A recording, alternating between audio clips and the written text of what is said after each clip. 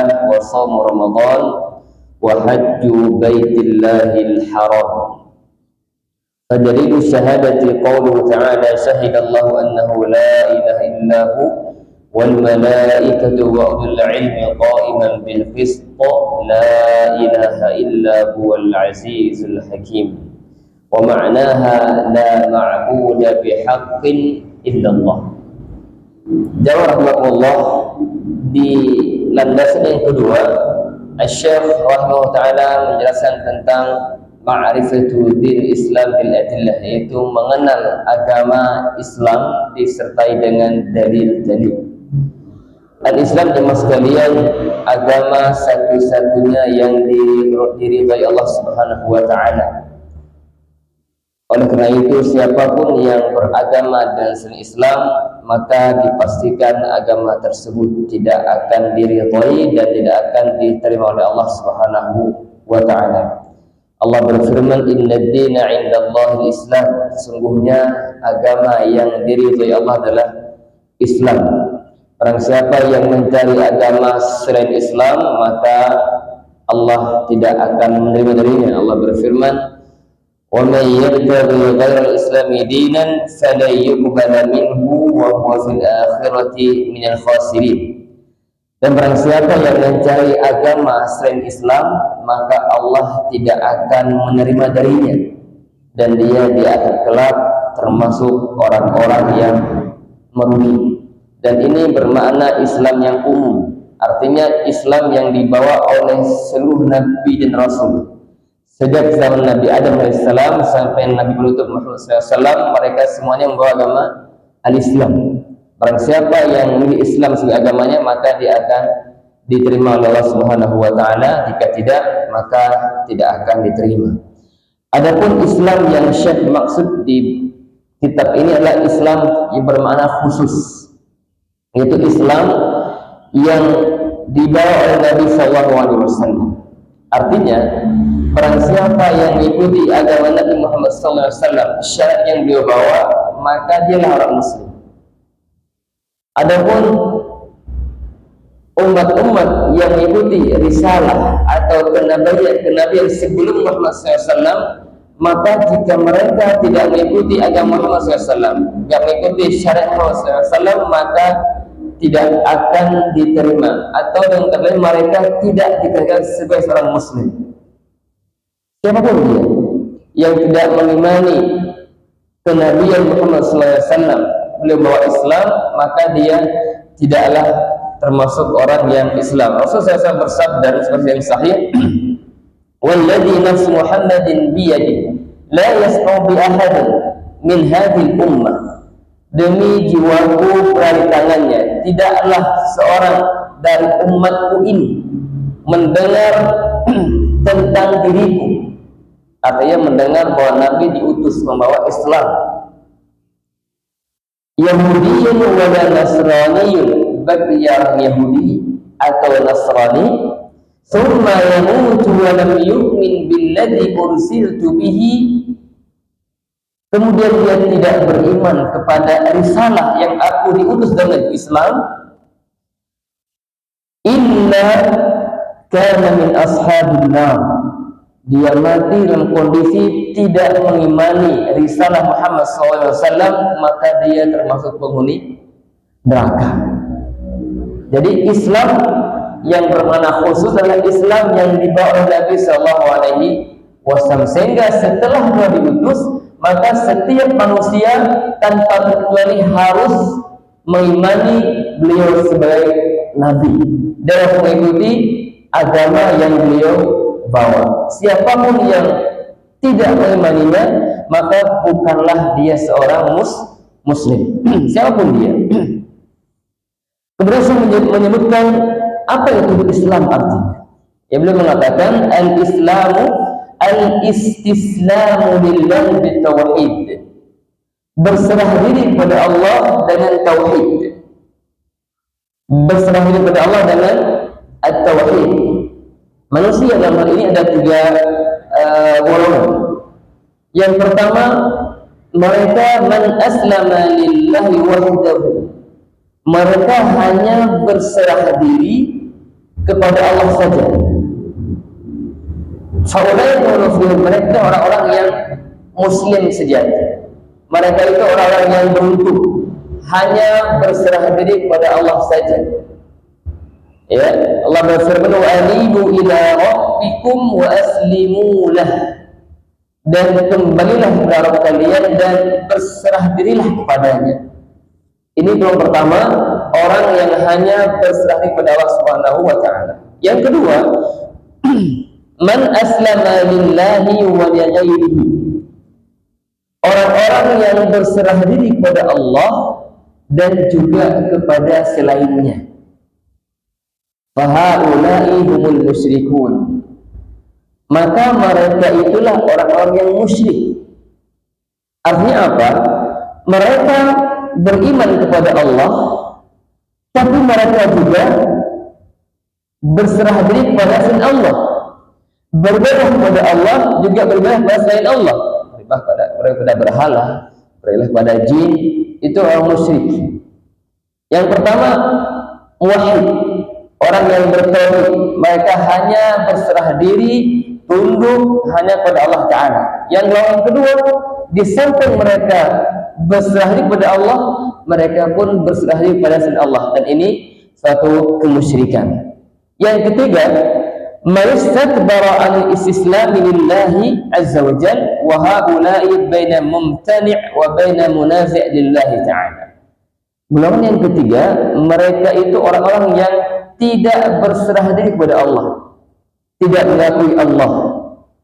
Ya, mereka enggak beragama, enggak beriman kepada Allah, dan mereka itu sombong. Tidak, mungkin mereka tahu, tapi mereka tidak mengakuinya.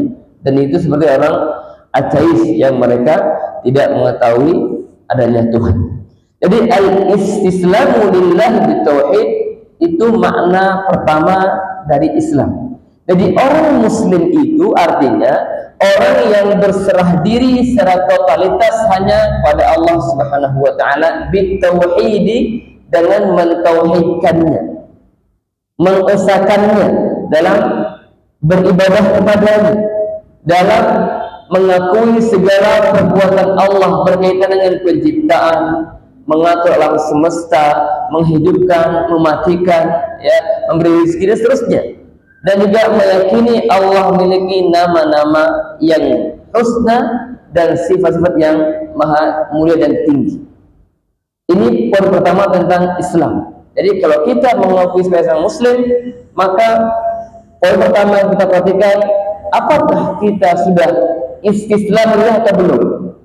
Ya, berserah kepada atau belum? Tunduk kepada atau belum? Ini poin pertama. Terkadang orang mengaku Islam, tapi tidak mengerti apa hakikat makna Islam itu sendiri. Ya, jadi pertama, al-istislamu lillah, berserah diri hanya pada Allah Subhanahu wa taala. Kemudian poin yang kedua, wal inqiyadu lahu bitta'ah, dan tunduk kepada Allah dengan ketaatan. Artinya apa? Dia meyakini bahwa semua syariat Islam itu adalah beban untuknya, dia taklif, disyariatkan untuk dirinya dan dia itu melakukannya, tunduk kepada syariat Allah Subhanahu wa taala. Itu muslim. Ya, tunduk pada syariat Allah. Kewajiban-kewajiban yang Allah perintahkan dia kerjakan, dia tunduk kepadanya. Yang haram dia tinggalkan. Itu muslim sejati. Apapun yang Allah tetapkan, yang Allah larang, yang ditetapkan dia imani dan dia laksanakan jika berupa perintah. Yang haram dia yakini itu haram dan dia tinggalkan yang haram itu. Itu konsekuensi dari kemusliman. Islam itu tunduk pada Allah dan tauhid dan juga melaksanakan syariat Allah Subhanahu wa taala. Adapun yang mengaku-ngaku saya muslim tapi enggak pernah melaksanakan perintah atau enggak tunduk sama sekali, bahkan dia merasa saya mah tidak terkena kewajiban apa-apa, ini bukanlah muslim. Muslim itu dia meyakini, mengakui dia harus tunduk dan patuh kepada syariat Allah Subhanahu wa taala. Itu pun yang kedua. Yang ketiga, wal bara'atu minasyirki wa ahlihi. Dan yang ketiga punya adalah berlepas diri dari kesyirikan dan para pelakunya. Jadi seorang muslim itu di samping dia berserah diri kepada Allah Subhanahu wa taala dengan tauhid, hanya mempersembahkan ibadah untuk Allah saja, dan juga dia mentaati segala syariatnya, dia juga harus berlepas diri dari kesyirikan, kekufuran, juga membenci para pelaku kesyirikan. Artinya apa?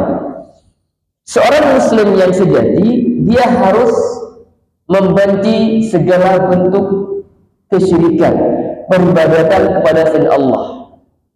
Kalau dia bertauhid, dia tunduk kepada syariat Allah SWT, tapi dia tidak berlepas dari kemunafikan dan kesyirikan. Dia melihat orang beribadah pada berhala, biasa aja, nggak masalah. Ini nggak boleh begitu. Itu bukan muslim yang sejati. Muslim yang sejati itu, di samping dia tunduk kepada Allah dan tauhid dan ketaatan, dia pun harus berlepas dari segala peribadatan kepada Allah, beribadah kepada berhala, kepada matahari, kepada apapun selain Allah, dia berlepas diri. Dia tolak semua itu, tidak pernah mengakuinya. Harus begitu. Kalau enggak begitu, dia bukan seorang muslim yang sebenarnya. Karena kemusliman itu menuntut dirinya itu mengkufuri, mengingkari, membenci semua peribadatan kepada selain Allah. Harus begitu. Makanya kalau ada orang muslim, dia itu memuji-muji agama orang kafir, ini bermasalah Islamnya itu, dipertanyakan keislamannya. Ya, maka seorang harus jelas dalam akidahnya. Dia harus berlepas diri secara totalitas dari semua peribadatan kepada selain Allah Subhanahu wa taala. Ini makna Islam secara global, mencakup 3 poin inti. Berserah diri hanya kepada Allah dengan tauhid kepadanya, mentaati setiap syariatnya, dan berlepas diri dari segala bentuk kesyirikan dan juga para pelakunya. Artinya kita membenci orang-orang yang beribadah kepada Allah, membenci orang-orang kafir. Itu suatu tuntutan dari keislaman seorang muslim. Kemudian saya mengatakan wa huwa thalathu maratib, dan agama ini memiliki 3 tingkatan.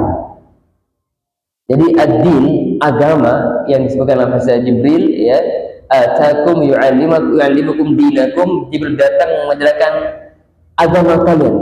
Dia sebutkan 3 tingkatan. Agama ini memiliki 3 tingkatan. Ini makna Islam secara terpisah.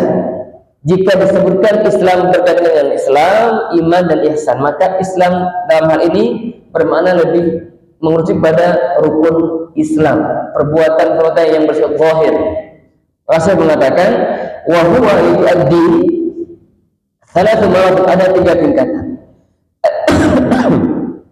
Al-Islam itu tingkat yang pertama, wal iman, yang kedua wal ihsan, dan 3 yang itu ihsan. Wa kullu martabatin laha arkan, dan setiap tingkatan agama ini, Islam, iman, dan ihsan, memiliki tingkatan ataupun rukun masing-masing.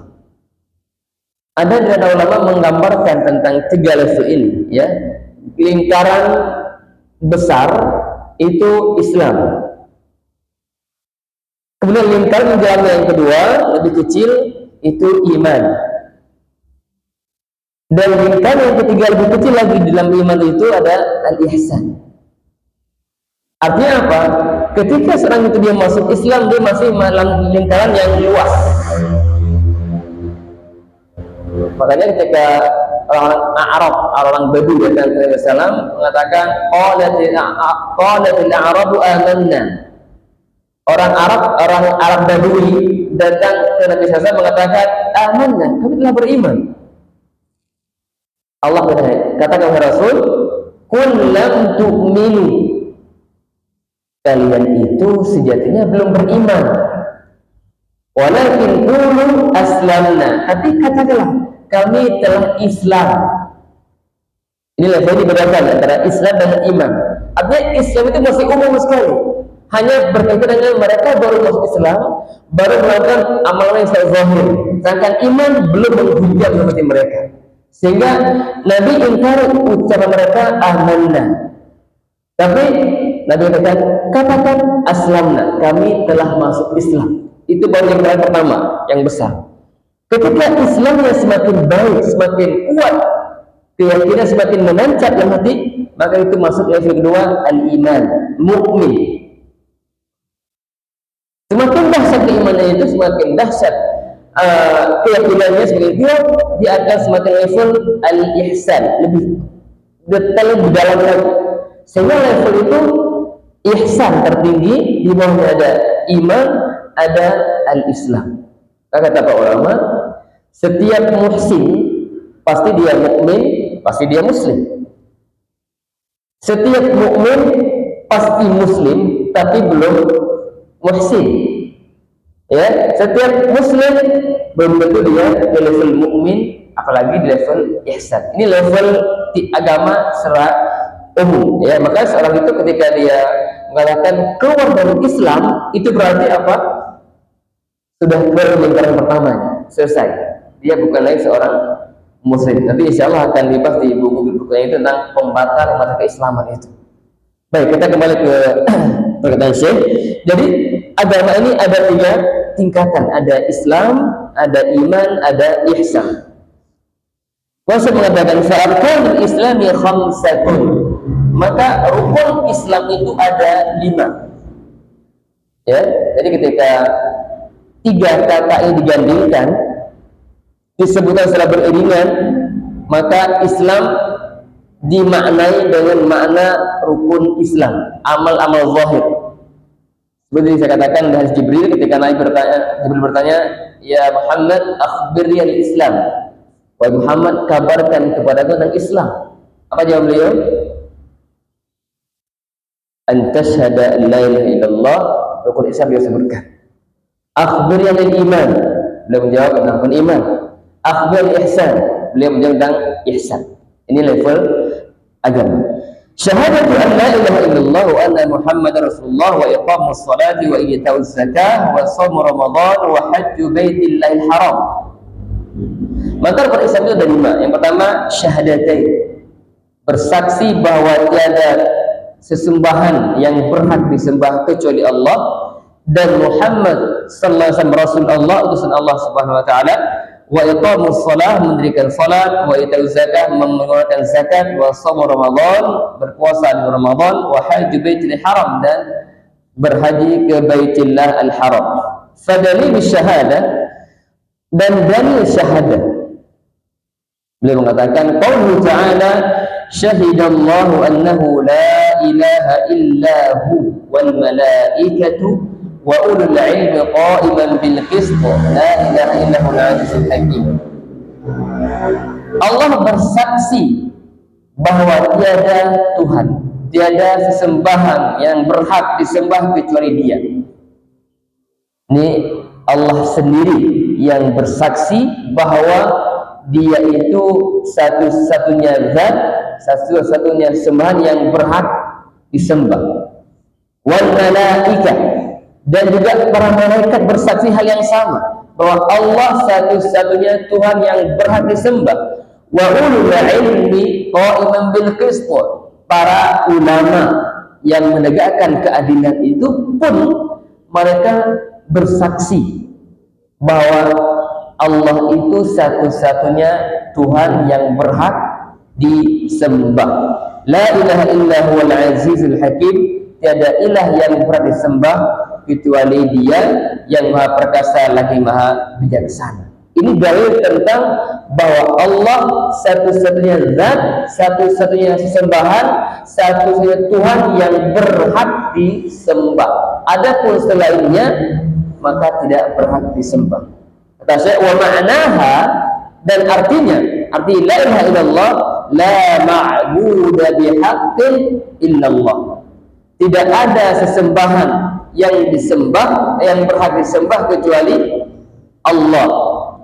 Di sini ada beberapa kekeliruan ya di sebagian masyarakat atau sebagian kaum muslimin yang memaknai la ilaha illallah dengan makna yang kurang tepat. Apa itu? Ada yang mengatakan la ilaha illallah artinya la khaliqa illallah. Tidak ada yang maha menciptakan kecuali Allah. Benar nggak makna ini? Maknanya benar nggak? Benar nggak bahwa tidak ada yang maha menciptakan kecuali Allah? Benar? Benar. Tapi makna ini untuk makna la ilaha illallah itu tidak tepat. Kita yakini Allah sang pencipta, iya. Tapi bukanlah itu makna la ilaha illallah. Kenapa demikian? Karena kalau itu maknanya bahwa tiada yang menciptakan, tiada pencipta kecuali Allah, tentu orang musyrikin nggak ada masalah bagi mereka, langsung akan la ilaha illallah. Tapi mereka nggak mau. Kenapa? Karena mereka paham makna la ilaha illallah bukan mengakui Allah sang pencipta saja, bukan.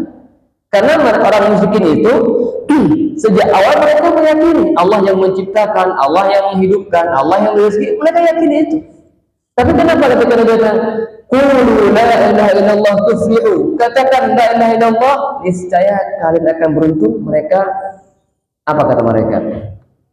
Allah abadikan jawab mereka di As-Saff ya, ingat Saffat. Aja'ala al-alihata ilaha wahida inna hadza la syai'un 'ujab. Apakah kata Muhammad? Apakah Muhammad itu ingin menjadikan Tuhan-Tuhan yang banyak itu menjadi satu? Ini yang mereka pahami. Bahwa la ilaha illallah itu konsekuensinya apa? Mereka harus meninggalkan penyembahan kepada berhala. Tuhan Manat, Lata, Uzza dan segala macam yang mereka sembah itu harus mereka tinggalkan. Hanya untuk kemudian menyembah Allah saja. Itu yang mereka pahami, sehingga mereka nggak bisa ini. Apakah Muhammad ingin menjadikan Tuhan-Tuhan yang banyak di satu? Inna hadza la syai'un 'ujab. Sungguh hal ini sangat aneh. Mereka nggak terima itu. Tidak mau mereka meninggalkan penyembahan berhala. Kemudian hanya menyembah Allah yang nggak mau. Ini apa namanya? Mereka ngerti bahwa konsekuensi mereka mengucapkan la ilaha illallah itu begitu. Harus beribadah kepada Allah saja. Bukan hanya mengakui Allah sang pencipta. Kalau itu mereka sudah mengakuinya. Ya, Allah berfirman di banyak ayat. Di antaranya surah Zukhruf, juga di Luqman, wa la in sa'altahum man khalaqahum la yaquluna Allah.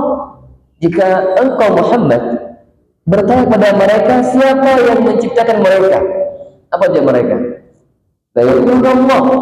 Mereka pasti apa kata? La yaqulun 16 hari itu ada lam taukid, lam penguat, ada nun taukid, penguat juga. Artinya apa?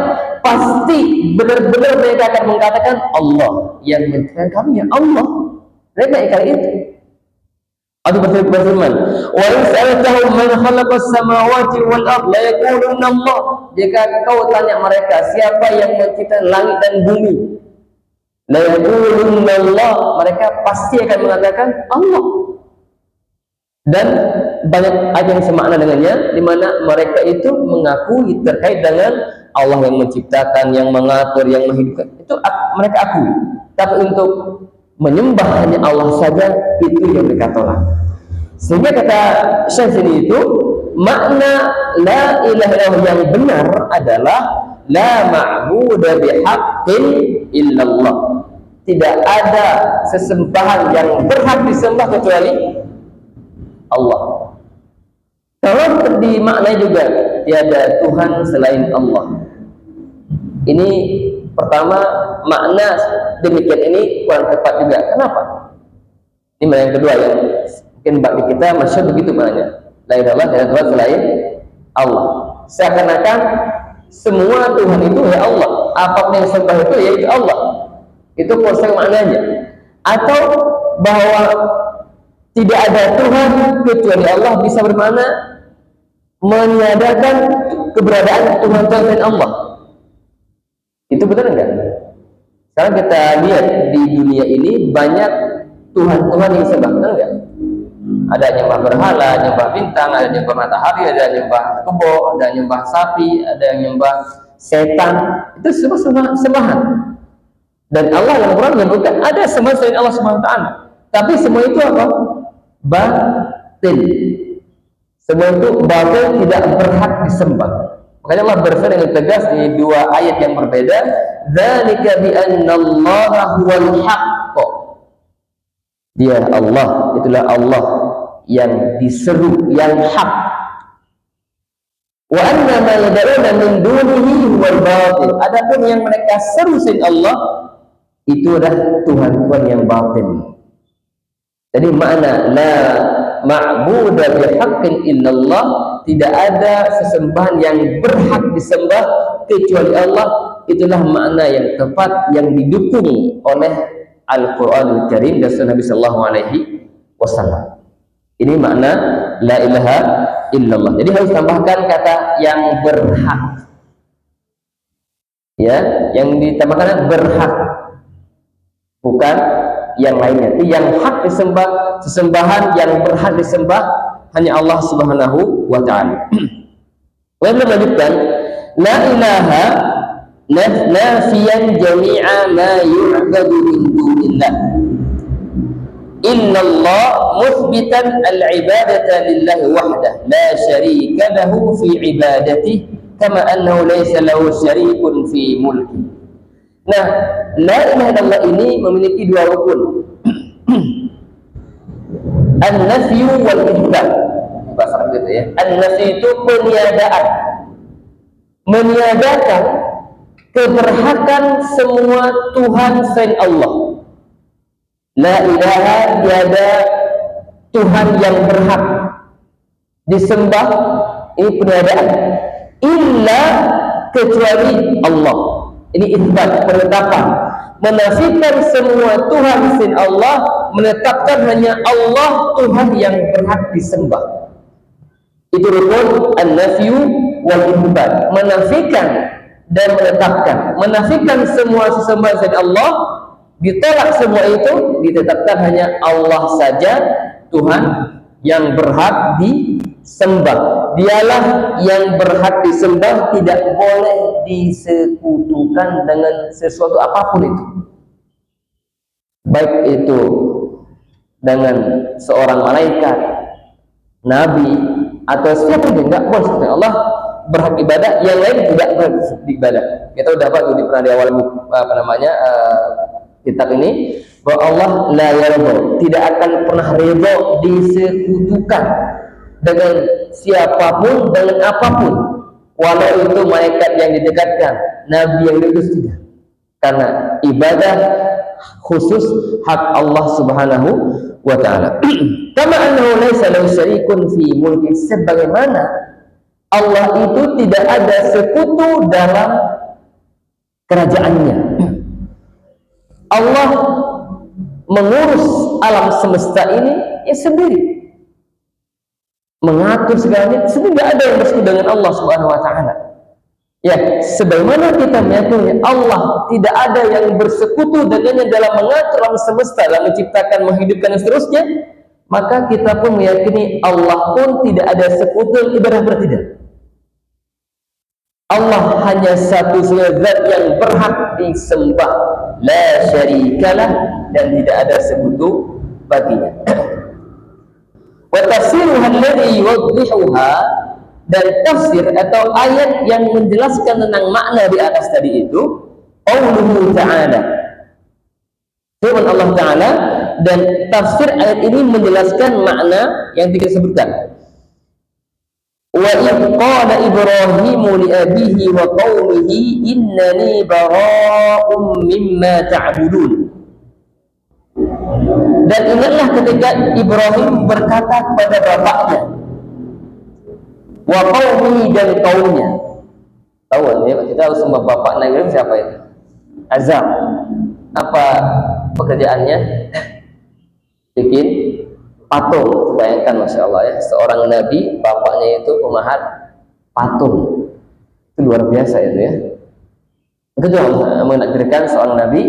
Dan Ibrahim mendakwahkan sang bapak ya dengan bahasa yang sangat luar biasa. Allah kisahkan di Al-Quran Ibrahim misalnya dan lain sebagainya tentang dakwah sang Ibrahim pada sang bapak pembuat bahan. Di antara poin yang beliau katakan, Allah kabarkan tentang Ibrahim bahwa Ibrahim mengatakan kepada sang bapak dan kaumnya yang juga mengikuti agama sembah berhala, innani bara'um mimma ta'budun, sesungguhnya aku berlepas diri dari apa yang kalian sembah.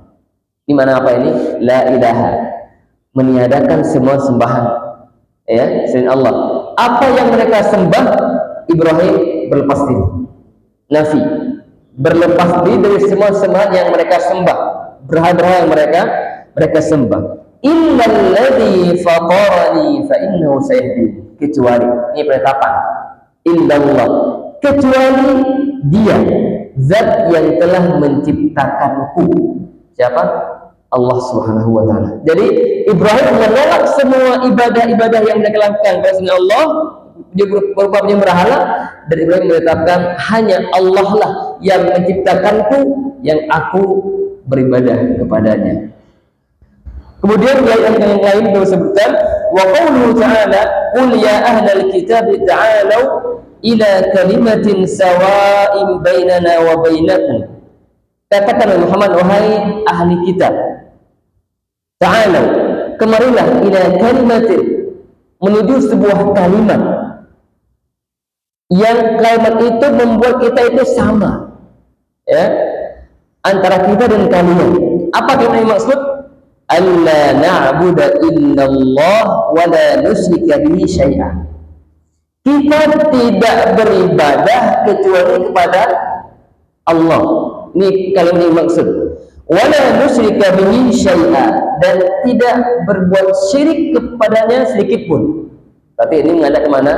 Mengajak untuk la ilaha illallah, beribadah hanya kepada Allah dan meninggalkan bentuk kesyirikan kepada Allah Subhanahu wa taala. Wala yattakhidha ba'duna ba'dan arbaban min dunillah, dan tidaklah di antara kita mengambil sesembahan ya selain Allah Subhanahu wa taala. Fa in tawallaw faqul syahadu bi anna muslimun, jika mereka kalian berpaling tidak mau mengakui la ilaha illallah, maka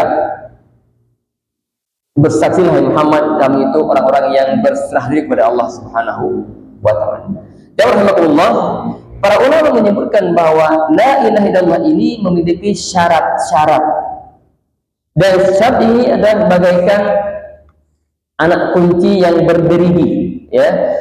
Para ulama ditanya tentang bahwa bukankah la ilaha illallah itu adalah kunci masuk surga, seperti ditanya kepada Wahb bin Nadbih, beliau mengatakan na'am, iya, la ilaha illallah kunci masuk surga. Tapi bukankah setiap kunci itu ada geriginya? Jika dia itu mendatangkan kunci yang bergerigi, maka dia akan bisa buka pintu. Jika tidak, maka tidak bisa dibuka pintu tersebut ya. Jadi saya katakan sebutkan satu kata-kata di antara yang disebutkan tentang ini, dikatakan kepada Hasan Al-Basri, beliau dikatakan yaqulu inna man qala la ilaha illallah dakhal jannah. Ada yang mengatakan barang siapa yang mengatakan la ilaha illallah dia masuk surga. Apa jawab beliau? Faqala rahimahullah, man qala la ilaha illallah wa adda haqqaha wa faradaha dakhal jannah. Barang siapa yang mengucapkan la ilaha illallah dan dia menunaikan haknya dan kewajiban la ilaha itu, baru dia masuk surga. Jadi bukan sebatas la ilaha diucapkan tanpa dilaksanakan konsekuensinya. Katakan sini itu Wahab bin Nabi mengatakan inna unasan yaqulun, ada Musa berkata pada beliau, inna la ilaha illallah miftahul jannah, sesungguhnya la ilaha illallah itu kunci surga. Faqala rahimahullah, na'am, hiya miftahul jannah, iya benar, la ilaha illallah itu kunci surga. Walakin kullu miftahin lahu asnan, tapi setiap kunci itu ada geriginya, gigi kunci tersebut. Fa in ataita bi miftahin lahu asnan futiha laka, jika kau datang membawa kunci yang bergerigi maka akan dibuka untukmu.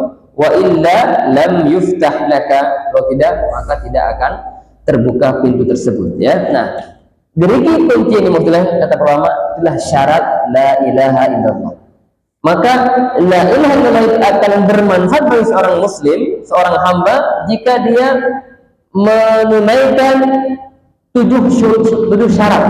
Ya, yang pertama, saya sebutkan cepat saja. Al-ilmu bima'na la ilaha illallah. Dia mengerti, memahami makna dari la ilaha illallah. Apa maknanya? Bahwa maknanya tidak ada yang berhak disembah kecuali Allah. Dia tahu itu.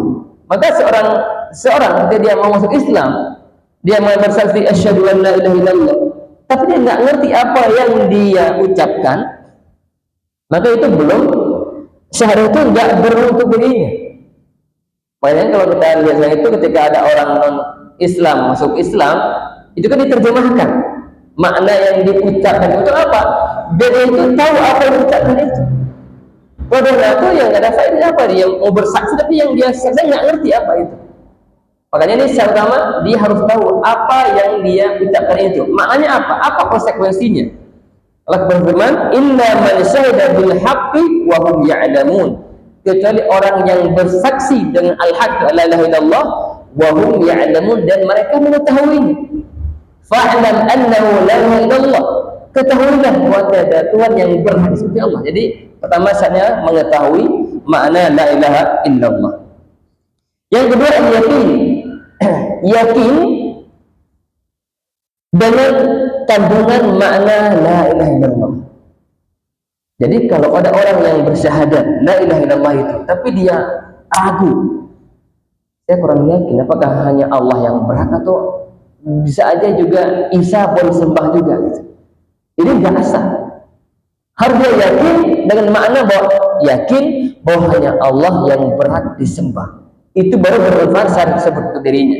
Jika tidak, maka tidak bermanfaat.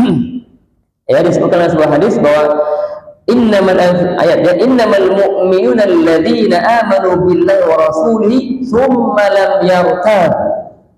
Orang yang beriman itu yang beriman kepada Allah dan Rasulnya, kemudian lam yartabu, tidak ragu dengan keimanan itu. Kalau dia bersaksi la ilaha illallah, dia tidak ragu tentang kandungan makna la ilaha illallah, dia yakin Allah lah yang berhak disembah. Itu pertanyaan yang kedua, yakin. Yang ketiga, ikhlas. Dia harus ikhlas ketika mengucapkan la ilaha illallah. Artinya dia tidak mengucapkannya karena sesuatu di dunia, karena janjian tentang ada diberikan uang atau mungkin memberikan jabatan, sehingga dia mungkin masuk Islami syahadat agar mendapatkan itu nggak dianggap, nggak bermanfaat untuk dirinya. Kenapa? Karena dia tidak ikhlas. Walaupun mungkin dia sabar, dia bisa jadi muslim, tapi secara manfaat ke akhirat nanti itu nggak ada faedahnya untuk dia, nggak akan menyelamatkan dia. Kenapa? Karena dia syahadat itu bukan ikhlas karena Allah Subhanahu wa ta'ala. Sama halnya dengan ibadah kita. Mungkin sabar orang ibadah itu Masya Allah, tapi ketika dia nggak ikhlas, seolah itu gugur kewajiban, tapi secara pahala akhirat nggak ada apa-apa. Pun demikian ini orang yang bersyahadat punya niat bukan niat karena Allah, dia karena mungkin dari ingin agar nanti orang Islam itu berbising saya itu baik, oleh sebab itu syahadat biar padahal hatinya itu nggak ikhlas, maka itu tidak bermanfaat untuk dirinya di akhir kelak. Yang keempat, as-sidqu, jujur. Ya, apa jujur? Artinya apa yang dia ucapkan itu sesuai dengan apa yang dalam hatinya. Dia mengucapkan, misalnya hatinya pun membenarkan apa yang dia ucapkan. Jika dia mengucapkan la ilaha illallah tapi hatinya tidak membenarkan, malah mendustakan itu sama dengan seperti orang munafik. Munafik mengakui la ilaha illallah, mungkin dia mereka sholat juga, tapi iman mereka tidak diakui. Kenapa? Karena mereka tidak dari hatinya, nggak jujur, hanya biar aman ya udah tampakkan la ilaha illallah, syahadat, mengakui Nabi Rasul. Allah kabarkan di surah Al-Munafiqun, yang namanya surah Al-Munafiqun. Idza ja'akal munafiquna qalu nashhadu innaka rasulullah. Apabila datang kepada orang munafik dan mereka bersaksi mengakui engkau Rasulullah, mereka mengatakan Rasulullah. Ya. Apa kata Allah? Allah tahu, memang dia Rasulullah. Wa innal wallahu yashhadu innal munafiqina lakadzibun. Allah pasti tahu bahwa orang munafik itu dusta apa yang mereka persaksikan itu. Munafik. Maka syaratnya la ilaha illallah diterima harus berasakan dengan hati yang jujur, dia yakini apa yang dia ucapkan. Yang kelima, al-mahabbah, mencintai kalimat tersebut dan orang-orang yang mengucapkannya dan apa-apa yang menjadi konsekuensi la ilaha illallah. Dia mencintai la ilaha illallah dan mencintai ibadah kepada Allah Subhanahu wa taala. Berarti lawannya apa? Membenci. Ketika dia sudah bersaksi la ilaha illallah, maka dia harus membenci selain Allah. Tuhan-tuhan yang disembah selain Allah dia benci. Kalau dia udah la ilaha illallah, dia masih lihat, saya suka melihat mereka itu ibadah pada berhala. Nah, ini enggak sesuai syarat ini. Enggak mengisytihat la ilaha illallahnya. Ya, dia harus mencintai tersebut dan membenci yang sebaliknya. Yang keenam adalah al-qabul. Al-qabul itu menerima segala konsekuensi dari la ilaha illallah. Artinya ketika seorang itu mengucapkan la ilaha illallah, maka dia harus siap menerima semua konsekuensi. Dia melaksanakan syariat Islam. Itu harus. Ketika dia mengatakan la ilaha illallah, tapi dia merasakan saya emang nggak wajib, nggak terkena beban syariat, itu namanya nggak qabul, nggak menerima, ya, nggak menerima Islam sebagai atau konsekuensi syahadat. Dia nggak apa namanya, nggak terlalu mantap dengan bahwa Allah satu syariat yang berisma saja. Itu nggak qabul. Dia harus menerima secara sepenuhnya bahwa konsekuensi semua itu tertuju padanya. Karena jika ada orang mengatakan saya ini sudah di level semua kewajiban itu gugur di saya, nggak perlu sholat, nggak perlu puasa lagi, udah nggak perlu, pokoknya semua ibadah gugur. Kenapa? Level sudah tinggi. Ini namanya kekufuran. Nanti kita akan bahas insya Allah pada waktunya di bab pembatalan Islam. Ketika ada orang meyakini dia sudah boleh keluar dari syariat Muhammad SAW, itu udah kufur. Penuhnya dia nggak kabul, dia merasa dirinya tidak terhitop, tidak terbebani dengan syariat Islam, maka itu pun tidak sah la ilaha illallah. Yang terakhir, yang ketujuh adalah al-inqiyad. Inqiyad itulah tunduk kepada syariat. Ya, tadi itu kan yang kabul itu dia menerima secara keyakinan, dia menerima bahwa saya itu memang orang sudah masuk Islam dan semua konsekuensi keislaman itu berlaku untuk saya. Itu kabul. Inqiyad itu buahnya. Konsekuensi dari keyakinan yaitu menerima syariat sebagai syariatnya, dia laksanakan, itulah inqiyad. Maka orang yang sudah bersyahadat la ilaha illallah, dia harus melaksanakan perintah Allah secara umum. Ya, walaupun mungkin pada poin-poin tertentu mungkin dia meninggalkannya, itu beda lagi. Tapi secara umum dia harus ada ketundukan, ketaatan kepada Allah secara umum.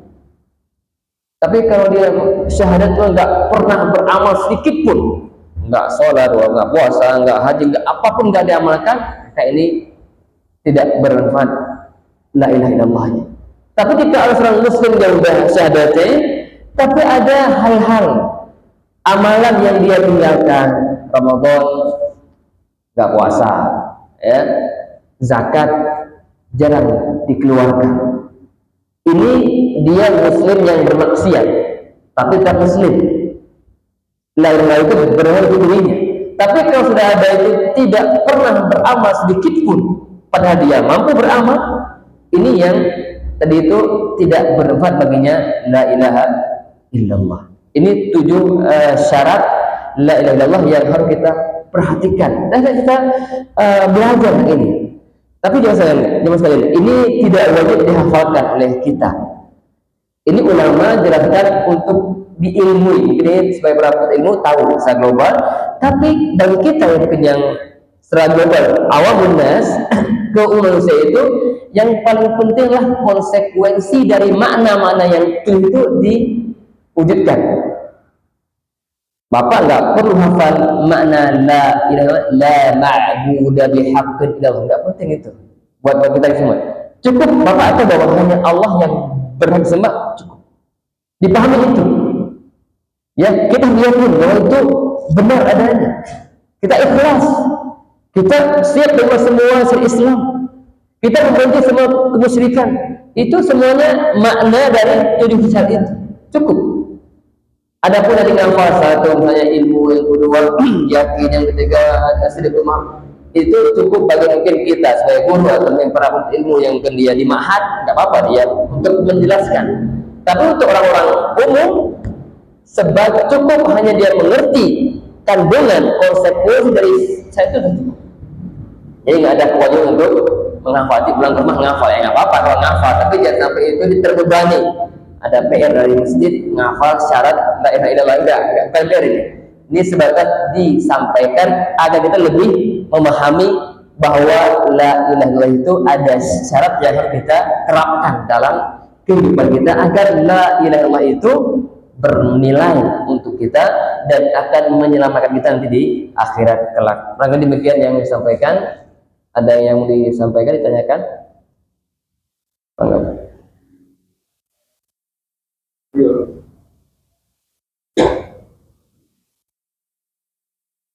Di kita itu kan campur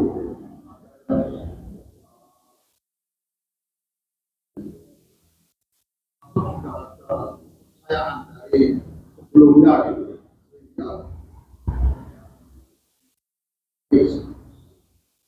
Belum Islam masuk itu kan sudah ada keyakinan campur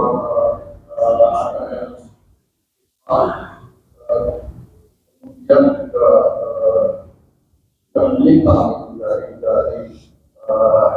yang topiknya menurut ya hubungannya dengan masing-masing seperti di media sosial itu kan kadang berantem antara